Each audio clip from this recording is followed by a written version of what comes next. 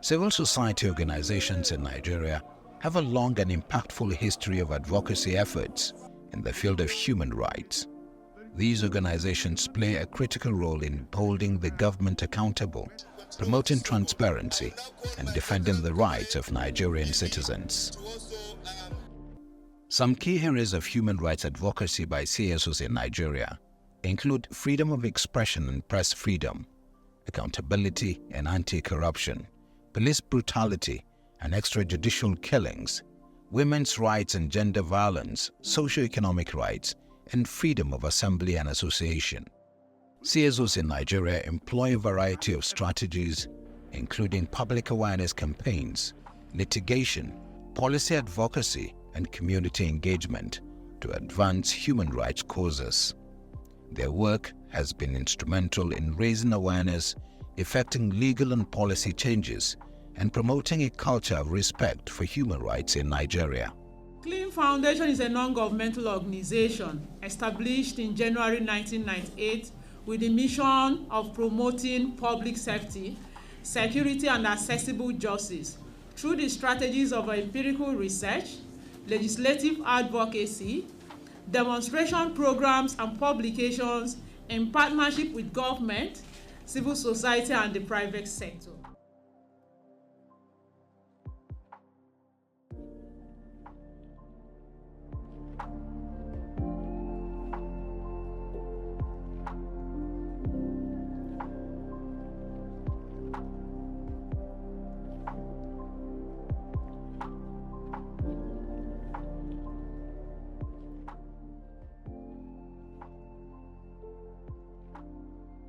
Their work has been instrumental in raising awareness, effecting legal and policy changes, and promoting a culture of respect for human rights in Nigeria.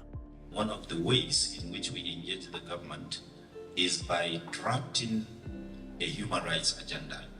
If Amnesty is talking about the issue of we violating human rights of citizens, find out what is the intention. Some of the key issues that we draw attention to are, number one, freedom of expression, conflicts, and we also pay attention to the issue of the Niger Delta, where for almost 6 decades, the people of the oil-producing areas have been living in a very squalid condition with their environment polluted by oil companies without any accountability. Despite Nigeria being under democratic rule, there is an evident and indisputable cases of systemic rights violations. The persons who are most responsible for the protection of human rights, indeed, not necessarily the Human Rights Commission, but the police, because you find that several infractions that are, or offenses that are committed against the human being, which are crimes that are reported to the police, are actually forms of human rights violation if they go unreported and if they go unprosecuted and unpunished. So the problem actually is the failure of the police, and then its positive decision, its positive character of violating rights, and then the failure of the Nigerian criminal justice system to bring to book those persons who commit offense in the character of human rights violations. In the last decades, a lot of things have happened, and one of them is the 2015 killing of Shiites in Zaria, where soldiers killed like 350 people within 12 hours in December 2015.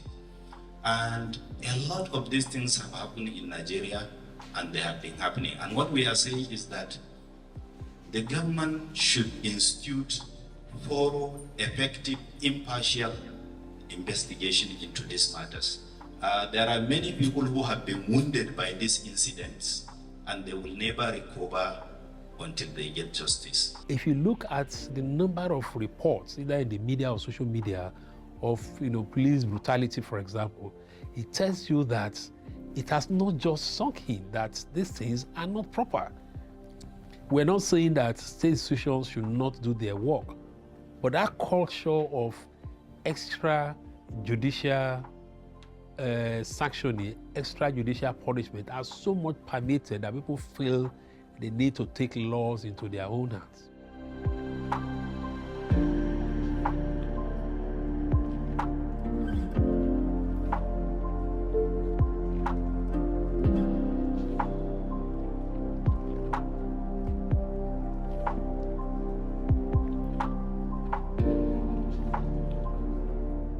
In furtherance to the public safety and security initiatives of Clean Foundation, and with support from the Open Society Foundations, we are implementing a project targeted at improving security sector accountability and human rights compliance in countering violent extremism in Nigeria.